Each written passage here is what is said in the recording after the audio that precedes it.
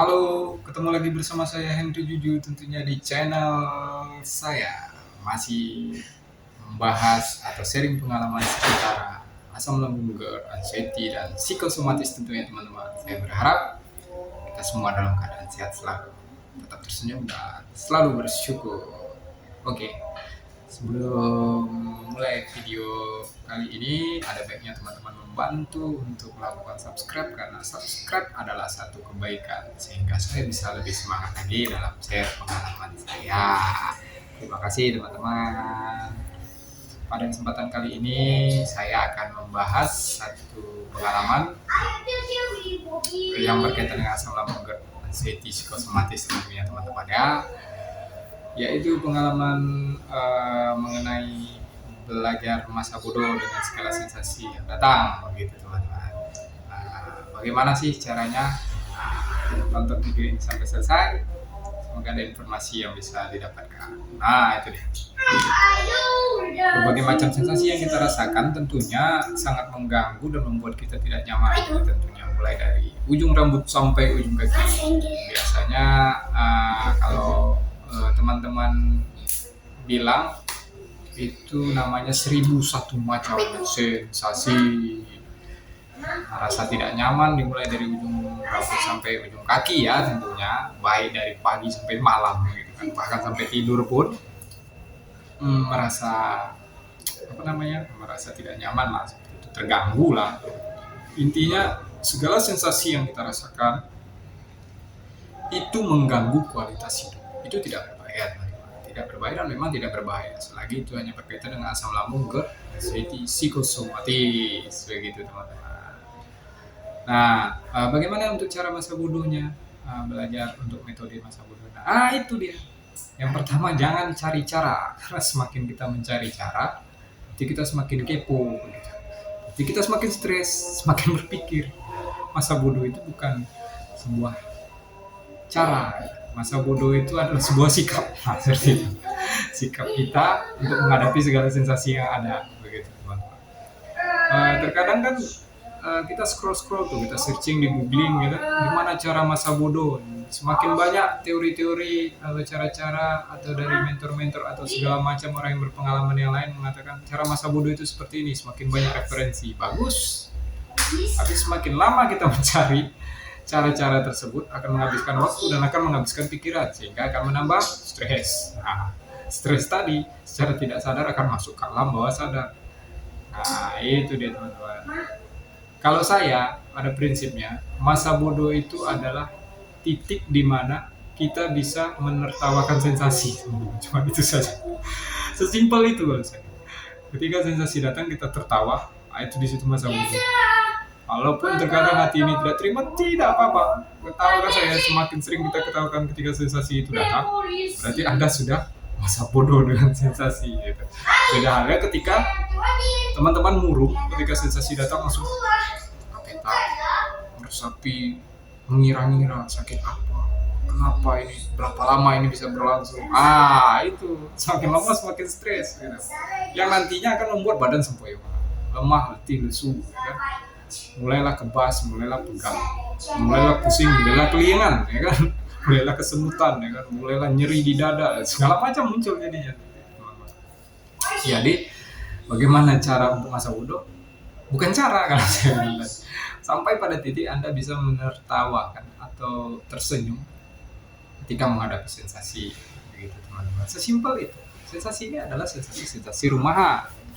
Dan bahkan saya yakin dan percaya mungkin bukan 100-200 kali, mungkin ribuan kali sensasi sudah teman-teman rasakan, apalagi yang sudah hitungan tahun ya merasakannya.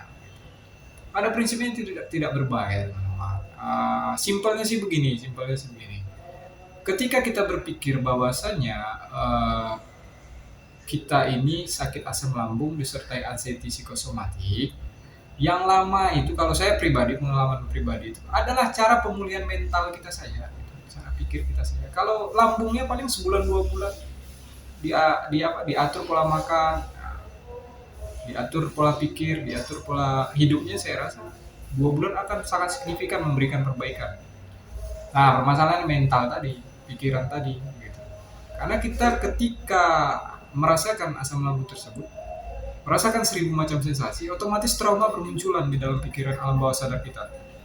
Walaupun pada prinsipnya ketika ditanya apakah kita stres atau trauma, kita pasti menjawab tidak, karena kita tidak sadar itu sudah direkam oleh alam bawah sadar begitu.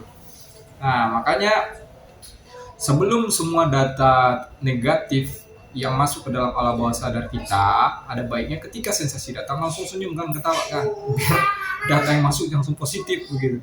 Jangan bertumpu lagi data negatif, sehingga sensasi nanti akan datang di kemudian hari, teman-teman gitu. Lakukan saja hal-hal yang menyenangkan, lakukan saja hal-hal yang membuat bahagia. Teman-teman cek di fisiknya saja, ketika hati ditekan gitu, kan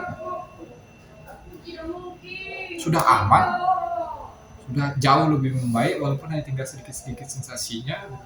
Kalau memang waktu lagi akur-akurnya kan jangan ditekan, ditempel saja, rasanya waduh nyerinya minta ampun gitu.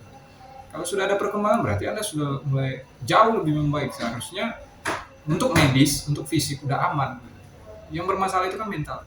Untuk memperbaiki mental, ya masa bodoh saja dengan segala sensasi yang ada, keluar saja entah kemana, lakukan saja aktivitas apapun, entah itu jalan pagi, jalan sore, ya, bertemu dengan teman-teman.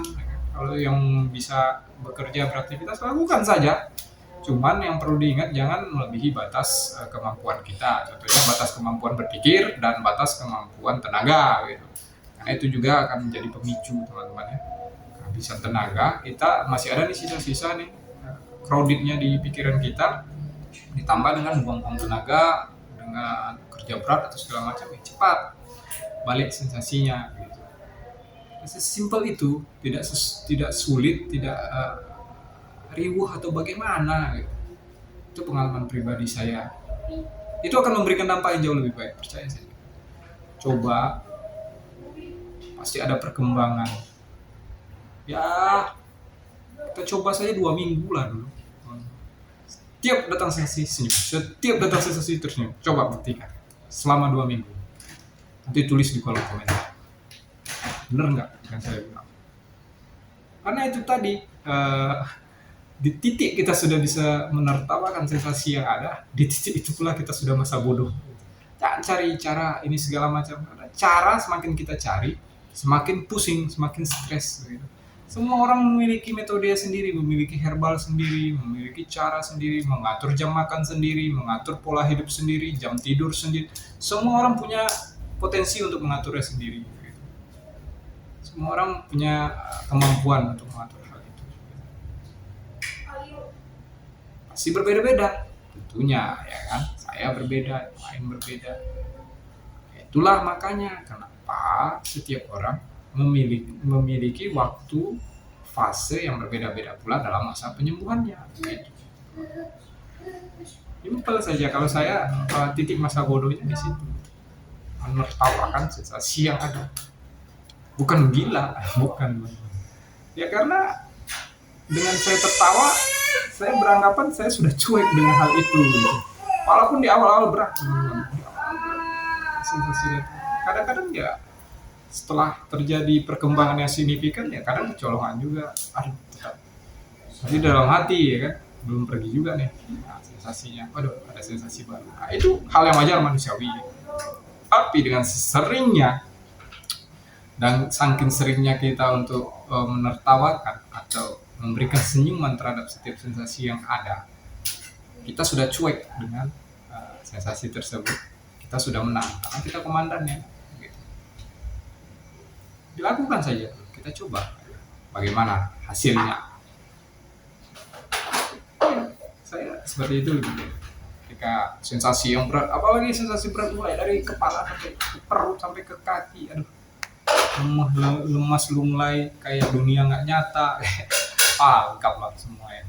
Tegak, kembung, telinga berdenging, kepala kayak vertigo, dibilang vertigo enggak, telinga tersumbat lah, 1000 macam sensasi teman-teman. Nah, tadi. Nah, itulah kesimpulannya. Itulah pengalaman pribadi saya. Bagaimana cara untuk masa bodoh? Bagaimana untuk cara cuek? Cuma satu kalau pribadi saya pengalaman. Tersenyumlah ketika sensasi datang. Di saat itulah Anda masa bodoh dengan sensasi, ya kan? Ya kayak mana nggak masa bodoh? Masa sakit, ya kan? Rasa nggak nyaman ditertawain, ya kan? Itu aneh. Tapi itu mujarab gitu. Ya, tapi saya serius ini dalam tersenyum saya, dalam ketawa saya. Serius. Lucu, ya harus dibawa lucu aja. Jangan dibawa tegang, nanti otot jadi kram, jadi pegel, jadi timbul sensasi-sensasi aneh yang lain. Begitu teman-teman. Ini saya cuma cerita pengalaman saya saja. Semoga ada informasi yang didapat dari pengalaman pribadi saya, teman-teman ya. Saya bukan seorang dokter, bukan seorang ahli hipnoterapis, bukan seorang mentoring, ataupun bukan seseorang yang tahu tentang psikologi seseorang. Saya nggak ngerti. Ya cuman seseorang yang pernah mengalami asam lambung dan anxiety. Jadi saya berharap kita semua tetap semangat, kita semua tetap tersenyum. Itu makanya selalu saya bilang tetap tersenyum. Kita semua tetap bersyukur. Anggap saja ini bukan anggap saja, dan memang sudah pasti ini cara Tuhan untuk menaikkan kelas kita. Percaya saja. Semua beban yang ditanggung kita, Tuhan mau lihat gimana cara anak ini keluar dari cobaan ini, dari ujian ini. Kalau dia bisa menjawab ujian ini dengan baik dan benar, tentunya akan naik kelas, gitu. Teman, prinsip saya itu saja. Berarti Tuhan itu lagi sayangnya sama kita. Oke, siap, semangat, rubah cara pikir. Jangan hanya kayak gitu aja jalan keluarnya, karena jawabannya mungkin bukan jawaban yang terbaik itu. Tuhan nggak pengennya seperti itu ya. Makanya mungkin ada jawaban yang lain, ya kan, dengan berusaha lebih keras lagi, lebih intens lagi, ya, lebih santai lagi menanggapinya, ya kan, lebih semangat dan bergembira lagi. Oke, sekian dari saya. Salam hormat dari saya, Henry Julius. Salam sehat, salam kuat, dan tetap bersih. Dadah.